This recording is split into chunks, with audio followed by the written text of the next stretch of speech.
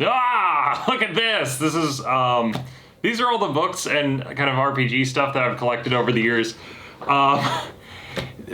Basically, I was reorganizing a little bit earlier today, and I was just kind of bringing out the books, and I'm like, I need to make a video talking about some of these awesome books that I've collected over the years. Some of them I got for myself, and then sometimes others, like either, you know, Christmas or like birthday presents or stuff like that. Other people got them for me. Or sometimes I'd be at like a swap meet or a market or something like that, and I just see a book. I'm like, wow, I gotta have it. I mean, I love having all these RPG books, but man, there's some of these books, like there's almost no way I'd get a chance to play them because it takes so long to go through a book. If you're doing an adventure path or if you're going to be playing some other RPG that's not Dungeons & Dragons or usually most groups will have a few RPGs or games that they consistently hit over and over and over again. And our group is very similar to that.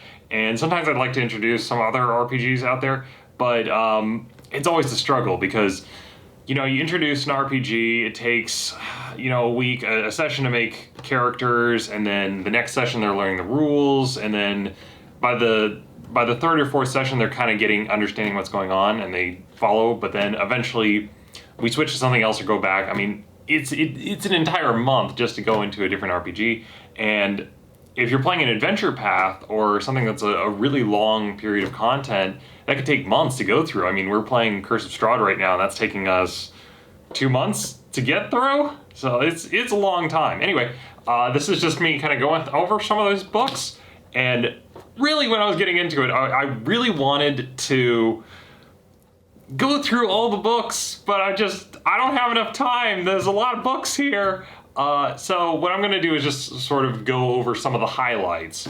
There's a pretty wide mixture of different things in this collection. So we're going to go over that. Hopefully you guys enjoy it. And I'm just going to be flipping through some of the books. Yeah, all right, let's go. Let's dive into it. Okay, so first off, we've got Krynn.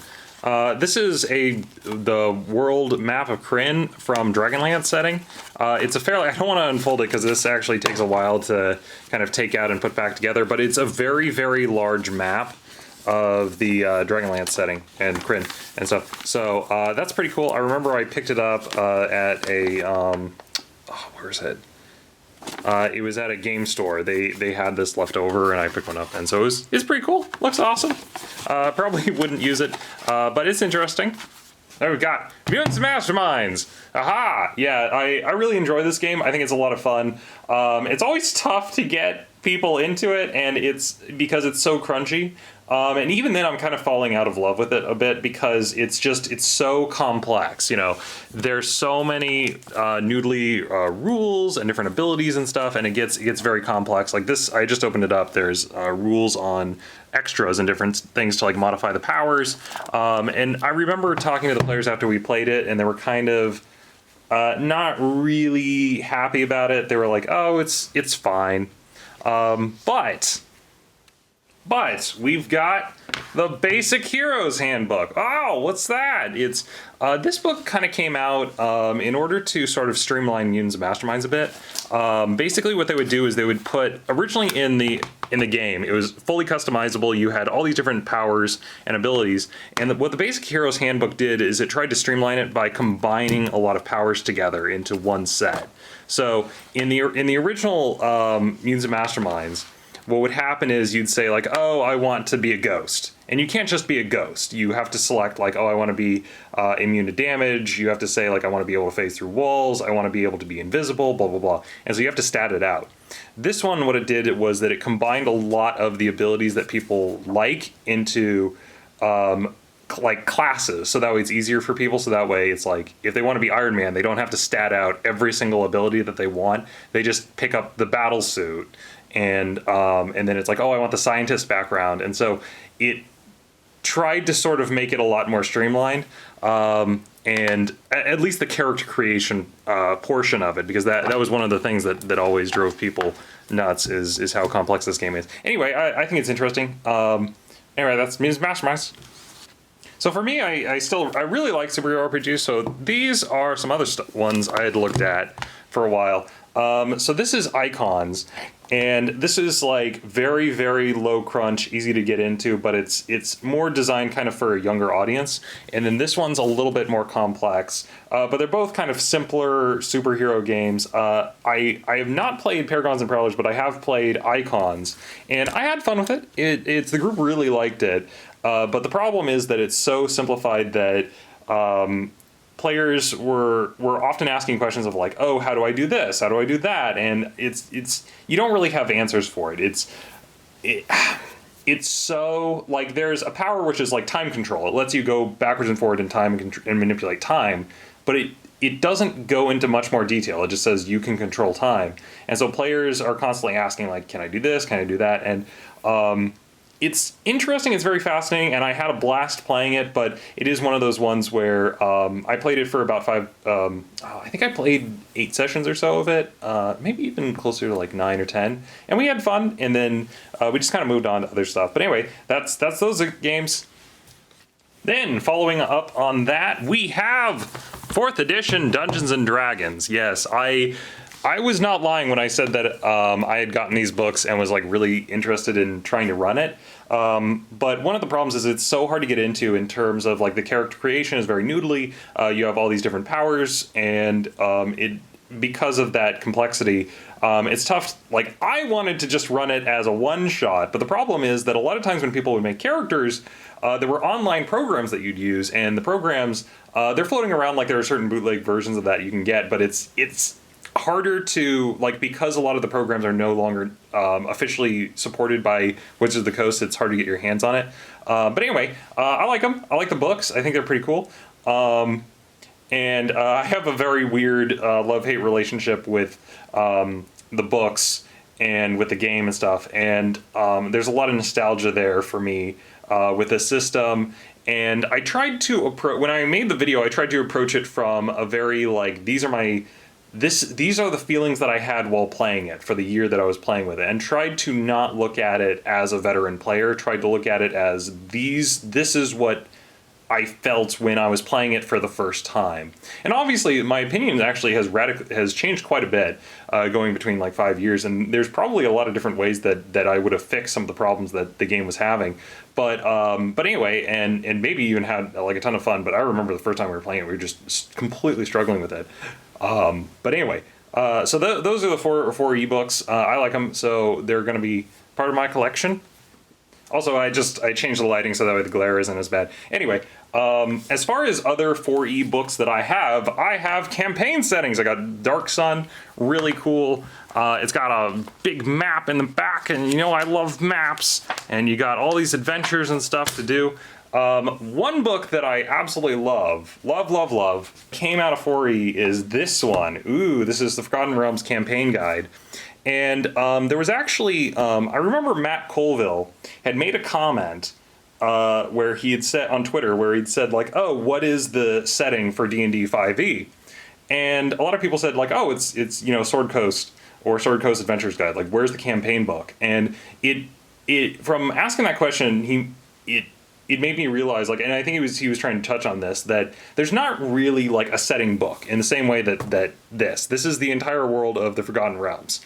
And you've got Storm King's Thunder, which is a huge section of the world. You got Sword Coast Adventurers Guide, which is a portion of that, but you don't have 4E had this, and this is the Forgotten Realms. Where is the map?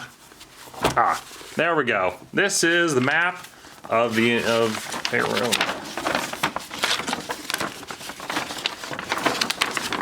Aha! There it is. There's the map of Faerun, and up here you've got the Sword Coast, and you've got like Baldur's Gate, Sword Coast, you got Waterdeep. And so it tends to focus on this section, but this entire section really does not get as much like written about as much. It's just, and I get it, there's a lot of material, but putting this back. If what happens is you can actually point to a section. You can go to like, ooh, what's this? Nope. You can go to a section in the map. You can go to like the Lake of Mist, Blackspire. Sorry, Lake of Mist, Blackspire. You can look at that. You can go to the map. You can look at a section, and then you can look in the book and go, ah, Lake of Steam. Okay, what's there? it's got like, and it gives you details on like the stinking yellow water, the lake of steam, also called Arnaden, is a testament to volcanic activity. The inlet is a shallow pan measuring less than 200 feet in the deepest areas. Most of the bay's eastern arm is only a few dozen feet deep. The warm, iron-laden, undrinkable waters are rich in minerals that spur weeds, shellfish, and fish to grow to great size. Arnaden has been called the breadbasket of the seas. Dolphins are common, as are sharks and leeches larger than a human. Predators here grow extremely big too, from birds to otters to dragon turtles. The most dangerous ones are so extremely plague changed that their original form is hard to guess. But anyway, that's I'm getting too deep into it, is that you can look at the map, you can pick a section, and then it gives you a lot of details about that location and different plot hooks that are there of like, oh, there's an orc tribe and they worship a thing and they're there for XYZ reasons. But anyway, that's Forgotten Realms, and this book I really love because it goes into a lot of detail. And those are my 4 ebooks. Then also we've got, going back even farther, we got like 3.5, third, stuff like that. Monster Manual, Player's Handbook. They're cool. Flip through them on occasion, sometimes when I'm making older videos on past D&D and stuff. As far also as older stuff, I was at the Goodwill one time, and I saw this there, and it was like $2, and I remember, I saw the D&D logo, and I was like, oh, that's cool. And what this is an adventure book. Al-Qadim, Golden Voyages. It goes into, where is the map? There we go. Haha! So I've actually ran 2 campaigns kind of in using this map. This is pretty cool. It's it has sort of a Middle Eastern setting, so a lot of the names, Djin's Claws, Yad al-Jazin, Nada al-Hazan, you've got al-Sultan, Sam's Bandar, Takabar. It's kind of this like Middle Eastern-ish setting. There are 4 major areas on this map. You've kind of got like civilized location. You kind of have the wilds over here. You've got Djin's Claws, and that's ruled by kind of the Djins and their fleet. And then you have the Steaming Isles, which there's a lot of like anthropomorphized creatures there that live. And the plot line of the Steaming Isles is that if you go down there, potentially if the players eat any animals, the animals try to eat them, or they ask the players to do a favor for them. But anyway, point is that it's a fairly open-ended adventure where you're going down there and uncovering these adventures and trying to become a great adventurer, make a name for yourself, get treasure, and yeah, it's interesting. But anyway, I really like the map from this. This is the big takeaway. Is this map is great, and I've used it before. And then they have little booklets for each of the. They got little booklets for each of the locations, so that's pretty cool. But anyway, and then plus you have a GM screen. So that's that. Now we're moving on to the Pathfinder stuff. We got Pathfinder Core Rulebook, Pathfinder Pocket Edition Core Rulebook. A lot of the Pathfinder stuff you can find online fairly easily. So to some extent it's like, why would you have this? I really enjoy having the books. I think they're great. I really love the artwork in them. It's just phenomenal. And actually I was talking to my friends recently about it, the D&D 5e, and I was talking some more about it, like the cool stuff that you can do in it. And it really made us realize, like, man, we really want to play like a Pathfinder, like an old one. Well, not everyone. It's kind of a mixed feeling, and so you're wondering if everyone would be on board for that. So that is potentially something in the next few weeks we might want to play as Pathfinder. Currently I'm running a fairly lengthy campaign that is taking us up to, my players are currently 19th level, and they're getting up to 20th soon. So we're going to be reaching kind of the end of the campaign, and so we're talking about what to do afterwards. And so Pathfinder, that's on the table. It's one of the options. Either first edition or second edition. There we go. That's second edition Pathfinder book. And I know we're thinking, we don't know which one we would play if we're going to get into Pathfinder, because part of me wants to play first edition, and this is going to sound ridiculous. I know second edition just came out last year, but there's so much material for Pathfinder, like the first edition. And I have another friend who's interested in running second edition, so part of me really wants to just run a first edition one, because it's like there's all this stuff that they got for it. And then partly nostalgia, because I did actually used to play it a bit. We didn't really get it too deep into it, but it's fun. I really like it. Then, coming with Pathfinder the 2nd edition, I also have the Inner Sea campaign setting, and this is for 2nd edition. I also got 2nd edition Beast. Is that? Oh, sorry. Sorry, I can't remember if this is. I believe. No, I'm sorry that I'm mistaken. I forgot that this is actually the 1st edition. Sorry, I got a bunch of books in, so I'm trying to remember which one is 1st and 2nd, because sorry. But anyway, then you have the Bestiary for 2nd edition, and I notice the 2nd edition is up in the corner. Then I have Lost Omens World Guide, and then you've got Pathfinder Playtest. You have the Pathfinder Playtest rulebook, and then there's also the Playtest Doomsday Dawn, the module.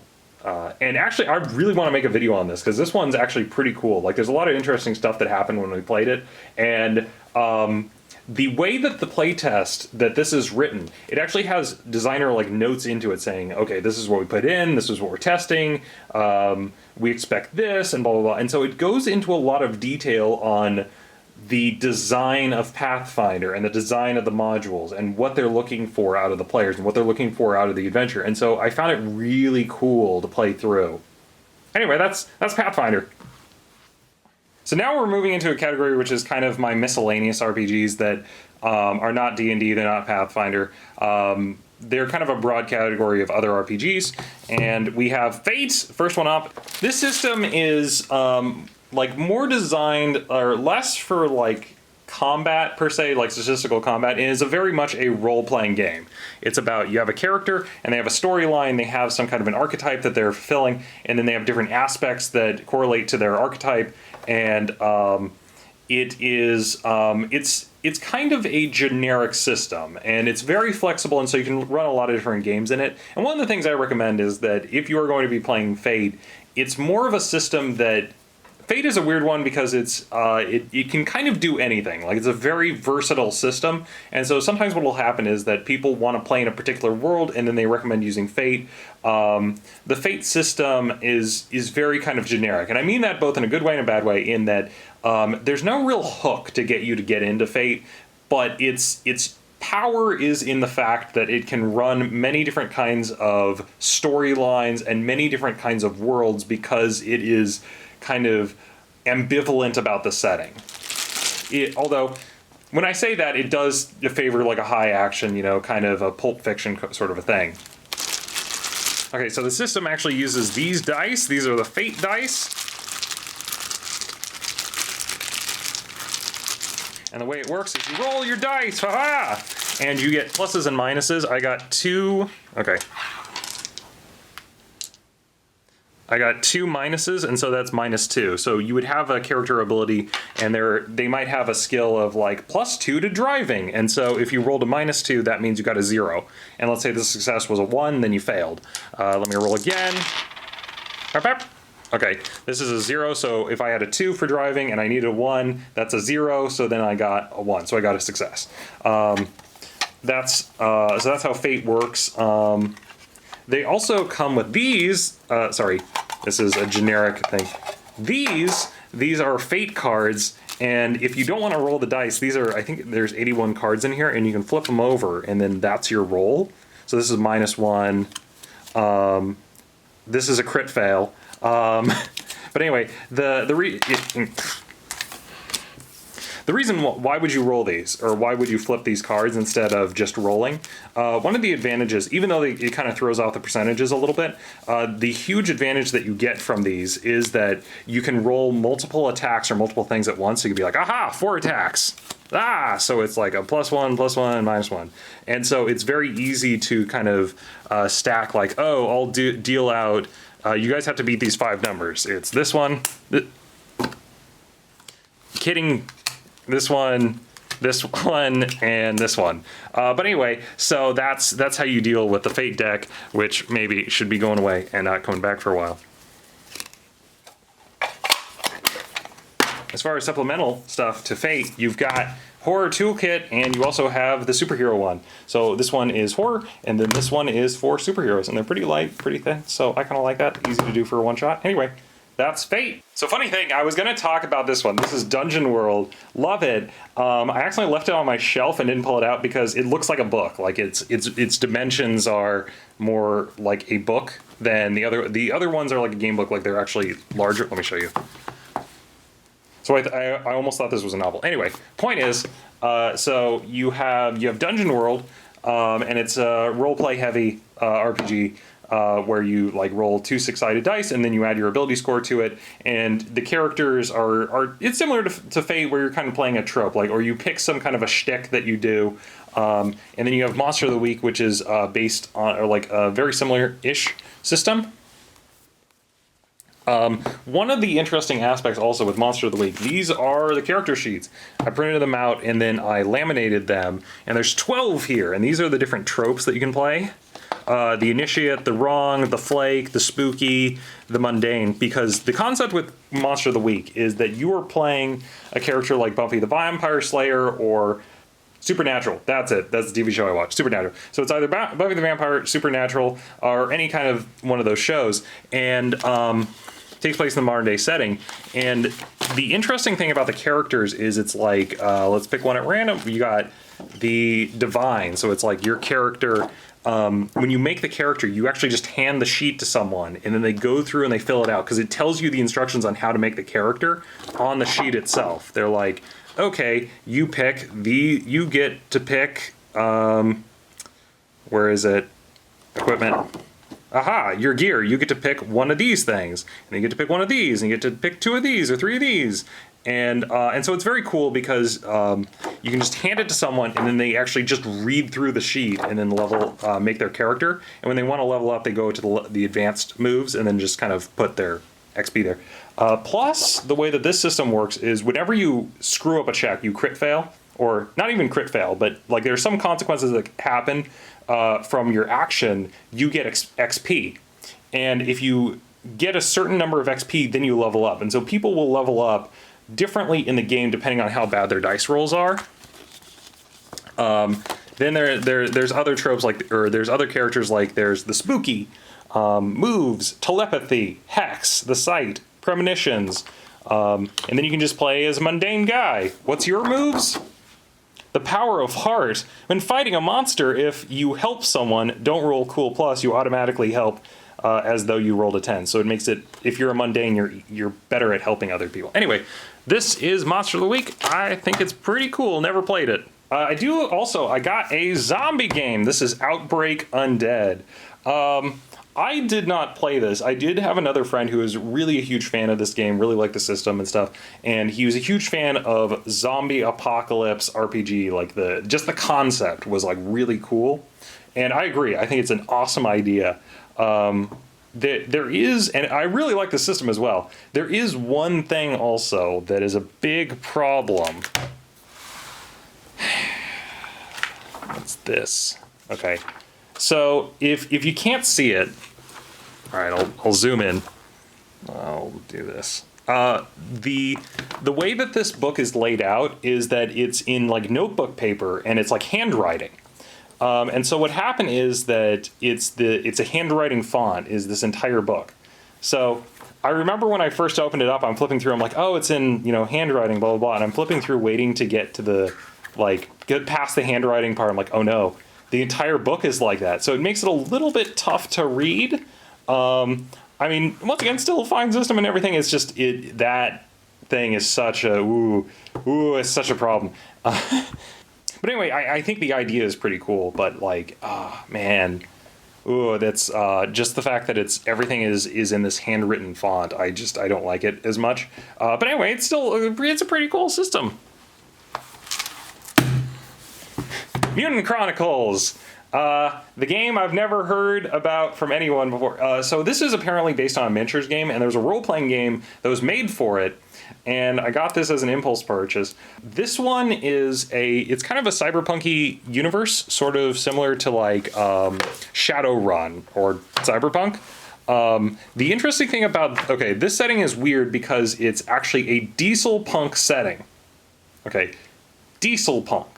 The concept is you have the far future, you got AI, and you have spaceships, and these planets are colonized, but the AI got taken over by this, I don't know if it was, I forget exactly, some kind of like corruption or something, and they turned on the human masters. And so we had to revert back to older technology, and that was diesel ships. So it's interesting, it's very unique. The reason I found it really cool is that it's similar, this setting is kind of similar to like Warhammer 40k universe, but in a way kind of friendlier and better to roleplay through. Okay, let me explain. I like Warhammer 40k. I really do, but the problem is it's not the best universe to roleplay in because a lot of the alien races are at war with each other. There's a lot of antagonism between them. This one I like because you kind of had like similar like the Chaos Space Marine sort of a thing. You got that like demons and stuff, and then you have these corporations that are controlling things. So it kind of has a little bit of Shadowrun, a little bit of Warhammer 40k. It kind of reminds me a bit of both, and so that's the reason I got into it and was like interested in it. The problem is that this system is fairly complex, and it's tough to like. I would want to run it as a one shot, but it doesn't really play as a one shot because it takes quite a while to get into. So it's one of those games that is kind of in a weird situation where I probably would not run it, but I enjoy having it. I think it's interesting. Exalted. White Wolf produced this, and this is like the, White Wolf made like Vampire the Masquerade and Werewolf the Apocalypse and stuff. And Exalted is pretty cool. It's interesting. Looks cool.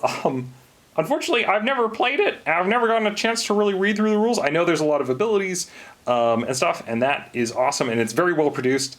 Unfortunately, I look at it, I'm like, man, I'm never gonna get a chance to play this because it's like there's all these other games that I'm interested in right now. But anyway, here's Exalted. I have it. I've seen it before. Unfortunately, I can't really give an opinion of it. Star Wars Saga Edition. So this is the D20 Star Wars. It's based on kind of like 3.5. I played this, I think. I only played it once, and the one time I played it, I really enjoyed it because I think while there's some issues with like the force powers, and I think almost every Star Wars RPG has some issues with the force power because it's really hard to adjudicate those. I really like the fact that from the base rulebook it gives you like I think 17 of the races that are from the movies. It gives because. In some of the other RPGs or other Star Wars, like they cut out certain races that people want to play, or in Edge of the Empire, the problem was that it kind of assumed that a lot of the players would not be playing as Jedi. It assumed if you do play as a Jedi, you're like Force sensitive, so it's like you're the very base. Like you had to wait until it was Force and Destiny. It was the third core rulebook that came out that they actually introduced the Jedi Knight, like, and gave you certain abilities that you could use with them. But anyway, this one's really cool because it's everything that you want out of Star Wars. And it's got a leveling system, and it's D20, so it's really cool to bust out as a one shot. And I've only done it once, but I had a lot of fun doing that. I do, in fact, also have the dice. This one, this is actually for a different system. It's still Star Wars, but this is the Fantasy Flight Star Wars one. I really like the dice, but there's no way I'm gonna get players to play because I played this one. I have nostalgia for it because I played it for like a year and a half or so. I have a friend who really loved this Fantasy Flight system, but it's interesting. All right, but these are always just such a pain to introduce people to. The way that it works is that you have an ability score. Okay, you have like, oh, I have a +3, so you pull out 3 green dice. 3 green dice, so that's your ability. And then like, oh, I have 2 skill ranks. So you take the green dice, you put them back, and then you take 2. And so then you're rolling 3 dice, 2 yellows. And then you select the difficulty. 1 purple is easy, medium, and then hard. So you select these dice, and then you roll them together. And then, what did I get? Oh, okay. Okay, I don't know if this is coming up on camera. I got 6 success and then 2 threat. So that means I got 6 success. So if I'm shooting someone, I like obliterated them. I hit them really hard, and then I got threat. So I have a problem or a complication that comes from it. I really like the concept of the dice, but whenever we play, the problem is that The dice add baggage. They add narrative baggage to what's going on because they're adding these you have success and fail, and the successes and fails cancel. But the dice will also give you advantages. I'm sorry, are they called advantage and threat? I believe. And the threats cause problems to happen, and the advantages mean something good happens. And it kind of slows down the game. It's a little bit sloggy in order to sort of resolve that. And actually, I didn't even get into all the other dice. You got the force dice here. You have, these are setbacks. So you have, I forget which ones these are called. These are like the bonus dice. I forget the name of these. These are the dice that you roll when you get something good or something beneficial happens. It's like a minor thing. And then these are setback dice. These are when these are when you have a problems like, oh, there's a fog out or something, or there's something hindering you. Then you roll the black dice. But and then if you have like a big threat, like a big bad, you swap out one of your purple for a red. Anyway, the point is that this system for resolving stuff is so complex. This system for resolving stuff, a lot of the players that I have really don't want to play. But I think the dice are interesting. I think this is really a neat system. It's not something I get to play a lot. But anyway, it's kind of cool. Yeah, so that's Star Wars. Okay, I'm just gonna blitz through a few of these a little bit fast because it's like there's a lot of books to get through and I don't have as much time. So this is Westbound. This is a system that was given to me. I really appreciate it. This is a what is it? It's a Western D&D-esque setting where you have like a fantasy and magic and stuff like that, but you also got guns, and it uses a deck of 52 cards in order to resolve stuff. So you're drawing cards, playing hands. Very neat, very interesting. Then you've got Shadowrun. It seems pretty cool. Seems interesting. Never really get a chance to play it because it's once again very complex, and so it's one of those ones where all the players have to be on board in case you want to play. Then you got Savage Worlds. I played Deadlands Savage Worlds so you have Savage Worlds and then you have supplemental books that you add to it. So we played Savage Worlds Deadlands. That was fun. Then I've got Fantasy Age. That was the one I actually ran a campaign. There was a video I made where the players teleported to the moon, and they were actually playing Fantasy Age. This one, it's very similar to D&D, where you run up to someone, you roll to hit, but you have stun points that you use where whenever you roll and you do a hit, if you roll matching numbers on your dice, you will get, because you roll 3d6. If you roll matching numbers, you get stun points, and you use the stun points to do maneuvers. So you can like knock someone prone, you can do extra damage, you can disarm them, you can taunt them, do additional things in combat based on the stun points that you roll. And that was interesting. And then in addition, it uses a mana system for its spell casting. So when you play as a spellcaster, you pick a domain, you get various spells on it, and then you have this mana, and the mana you spend on your spells. And so very cool. And then Mage the Ascension. Really like this one. A lot of fun every time I run it. I run it technically closer to something along the lines of like Harry Potter, which I know you're not supposed to do as World of Darkness. It's supposed to be dark and drab and evil and everyone's trying to murder you.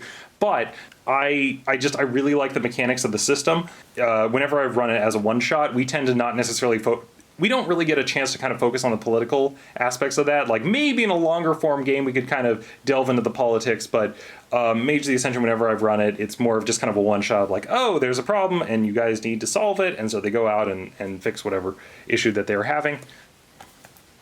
Serenity, love Firefly. So this is a great game to have. Have never played it. I just saw it and said, I really want this game to play it. Then we have a Song of Ice and Fire. So this is, once again, this is from Game of Thrones and stuff. And it has robust rules in it for making a house. Like if there was a time we did a session 0. We never actually played a game, but we did a session 0 where we made a house, and the entire time we were just going through and then saying like, this is our history, this is where we're from, these are our lands, these are our allies, this is the complications we've had, this is our history, and just going through really was a lot of fun, and just figuring out who everyone in the household was, what their role is, what their personality was. And we didn't even get to sit down and roll dice to play the game. We were just discussing the history and just using that material from the books, and that was a lot of fun. That was really cool to see. And so it's but once again, I've never actually played it. And Call of Cthulhu. Yes, this is 6th edition. Really like this game. I've seen 7th. I also like that one as well. There is a lot of difference between 6th and 7th. It's not the same as in D&D where it's like they completely change everything from edition to edition. It's still very similar. But yeah, I played 6th edition. I ran it for a while. Really like it. You know what? I've already made a video on it. So if you want to know more about Call of Cthulhu, you can listen to me rant because I got other Call of Cthulhu videos. Anyway, also someone sent me their game. Really appreciate it. Veil of the Void. Thank you for that. Got a chance to look through it. Looked pretty cool. Then we've got also Traveler. Yes, this Traveler, this very boring looking book. It's pretty cool. It's a very hard science-y setting. Very cold, very calculating. It focuses a lot on... It's a sci-fi setting, but it focuses more on... Like, there is fighting that happens, but like if your ship gets shot, it's really expensive to repair it. And it focuses a lot on trade and commerce and politics. It's a very nitty-gritty setting. I really... As much as I love this, I don't think I can get my friends to play it. Like, I think it's just too dry for them because it's very it's more trying to present kind of a more like mundane world where you're going around, you're adventuring, you're getting money, maybe there's like bounty hunters and stuff like that, but it's very kind of down to earth. And I don't necessarily, and once again, whenever I've played with other people or even just gone through the character creation, like a lot of times the players are not as interested in that kind of a setting. There is another thing which I find very fascinating about this system. I have to complain about one thing. It uses, in some of the stats, it uses hexadecimal. So you'll be calculating like, oh, it's 1, 2, 3, 4, 5, 6, 7, 8, 9, and then it goes A, B, C, D, E, F, as it's like calculating the numbers. And I don't know why they decided to do it. Like, I've taken computer science, so I get it. But whenever I've taught people, I'm talking to them, I'm like, hey, by the way, the system uses hexadecimal. And they're like, what's that? And I have to tell them about it. Fortunately, this book, it puts like the numbers next to them to clarify. But I've seen, I think older editions, I don't know if they used to do that. Or like, the reason why they used hexadecimal was they felt like it was easier for some of the stats, I think. But anyway, that's Traveler. I still really like it. I still think it's pretty cool. Anyway. Okay, so this one's Taverns and Tankards, and this one is an entire supplement which just talks about, it's from Mage Press, and it just talks about drinking. Just alcohols, different kinds of alcohols, magic alcohols, like ones with bubbles coming out that are popping, that are making noises, or ones that if you drink will give you an amnesia, make you forget things, like magic alcohols and drinking games, and then spells that are based on alcohol. It's just everything about booze. There's a theme going on, that's that. Then we have the Book of Lairs. Then we've got Dark Matter, this is the sci-fi 5e. It's sort of fantasy and science fiction. And then another miscellaneous book. This is Art and Arcana. This is just art throughout the years and showing you different pictures and stuff. And then it's also the history of Dungeons & Dragons, of TSR and the company. I think that's pretty cool. Then we've got, this is Midgard. Okay, here's one of the things I really like about this book is you go to the back and it has... Okay, here's the thing that I really love about this book is you go to the back and you have bard spells, cleric spells, wizard spells. These are all unique spells to Midgard. It's just dozens and dozens of spells written for it. And so it has this huge variety, which sounds interesting. Like if I was going to play in another 5e like universe that's not the core D&D like Faerun, it'd probably be Midgard. I mean, just because of it's very generous with the amount of material that it provides you for this.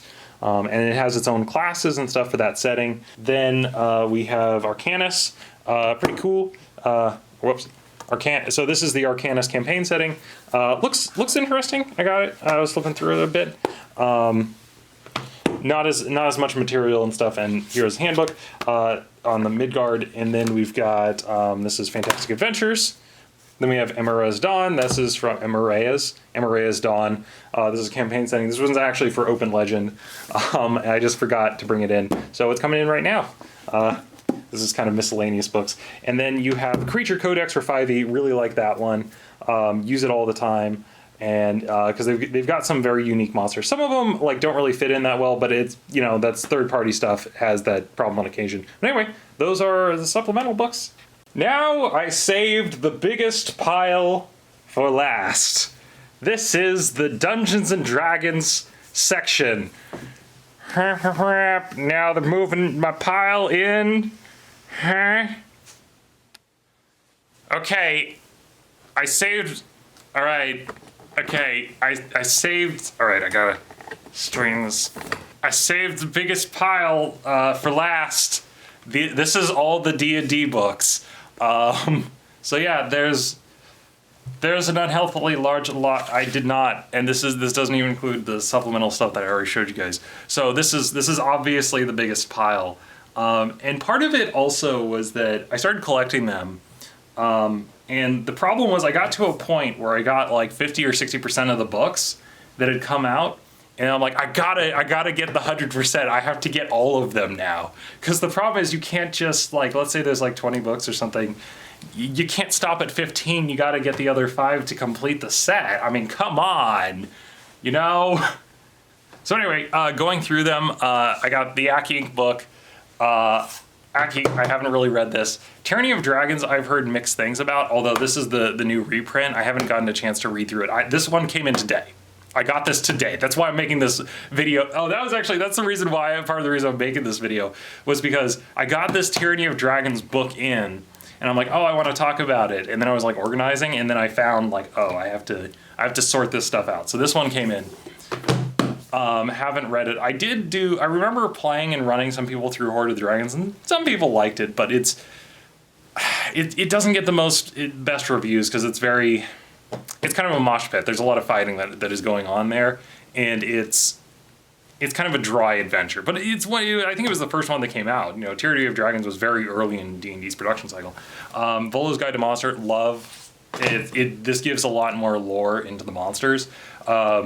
And in the Underdark and different layers and stuff. Monster Manual.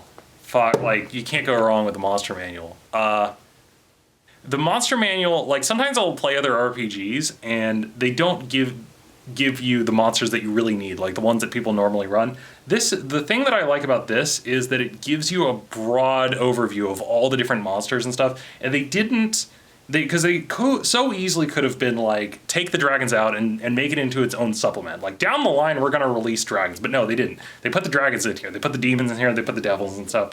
So there's a lot of material that you can use for your games. And a lot of narratives can just come just from reading some of the lore.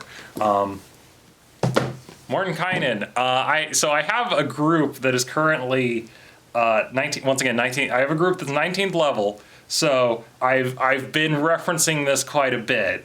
I think that they just fought a Kraken, not even a regular Kraken. It was like a spellcasting Slackrathel, and he was like CR 25. So they can fight some, and they can fight some really gnarly stuff at that level. So Mordenkainen, high level stuff. DMG, you guys know. Now we're getting into some of the other adventures and stuff. Let me see. Xanathar is really cool. It is everything that you need from the Player's Handbook and more. I have 2 Monsters Manuals. I forgot about that. All right, had to lower us a little bit to get the rest of the books on here. Okay, so just to talk about some of these, just to briefly go over some of these adventures. Eberron looks really cool. Sword Coast Adventurer's Guide kind of got outmoded a little bit by Xanathar's because it gave some options, and then Xanathar's came along, and so people don't really reference it as much, but it's very interesting, and it is the main world book that came out. The problem is that some of these adventures, like, I started running and then wasn't able to finish, or we got a little bit into it, but you know, you kind of had to stop. So some of these adventures I know a little bit, but I'm not as familiar with. Curse of Strahd I played, and I'm currently playing through that game. Phenomenal. Absolutely amazing. Because it's just a very dark setting, very desperate, and it's really cool. It's very interesting lore. It's very it goes against some of the tropes a little bit, although it has its own tropes. But anyway, Prince of the Apocalypse is, I recall, that's kind of like a standard bog run-of-the-mill adventure. And then Tomb of Annihilation, love. I absolutely love this one. The villain is not really involved as much. He kind of sets up a trap, and then you're kind of going through the dungeon sort of at the end. There's the mega dungeon. I just love that mega dungeon. It's very cool. But anyway, Storm King's Thunder, I played it. It's a big overland adventure. It can get a little bit repetitive. But anyway, it's a lot of fun. And yeah, these are the adventures. They're very cool. So those were the last books. That's my collection. Anyway, thanks everyone for being with me here. So anyway, thanks. Hope you guys have a good day, and I'll see you guys in the next video. All right, goodbye.